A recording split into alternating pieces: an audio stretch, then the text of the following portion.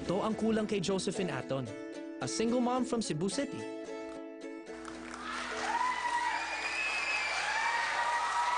Nasa anong level ang timbang mo ngayon?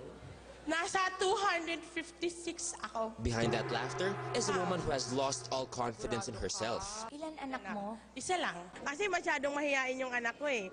Ganon din ako nung bata pa ako. Di ako nabigyan ng oportunidad kasi sa hiya. Minsan, sinamahan ako ng mama ko nung sumali sa isang singing contest. Tapos ako yung umatras kasi yung papa ko minsan nagdi-discourage sa akin. Nagpigil akong ilabas yung talent ko. Sa competition na to, sino o ano po ang inspirasyon niyo? Ayun. Papa ko. Yung sa akin lang, makakanta lang ako, may palabas ko yung talent ko, yun. Yun lang talaga ang pinaka ambisyon ko sa buhay. Yung makatungtong na isang stage, yung maraming tao na malaman nila na may talent ako, yun.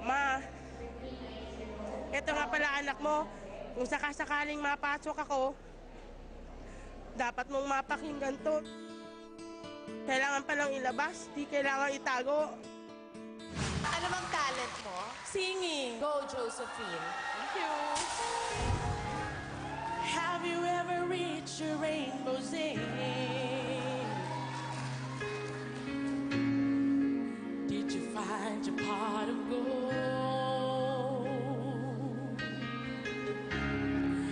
Ever catch the shooting star? And tell